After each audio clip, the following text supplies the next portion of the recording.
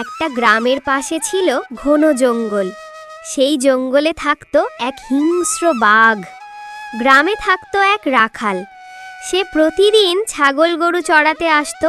বাঘ হঠাৎ ঝাঁপিয়ে পড়ে, একটি ছাগল ধরেছে। ছাগল ভয়ে কাঁদছে। রাখাল ছুটে এসে বাঘের সামনে দাঁড়ালো, হাত তুলে বাঘকে থামাচ্ছে। বাঘ ভাই, ছাগলটা ছেড়ে দাও, আমি কাল তোমাকে মাংস এনে দেব। বাঘ ভাবল কাল মাংস পাবে, তাই ছাগলকে ছেড়ে দিল। কিন্তু পরের দিন রাখাল কোনো মাংস আনলো না। তৃতীয় দিন বাঘ গর্জন করে রাখালের সামনে আসছে। তুমি যদি আমাকে খাও, গ্রামে মানুষ এসে তোমাকে মেরে ফেলবে। তুমি জঙ্গলে থাকো, আমি গ্রামে থাকি। রাখাল আবার বুদ্ধি খাটালো। বাঘ কিছুক্ষণ ভেবে মাথা নাড়ল, তারপর জঙ্গলে ফিরে গেল। রাখাল হাসছে। Voice over.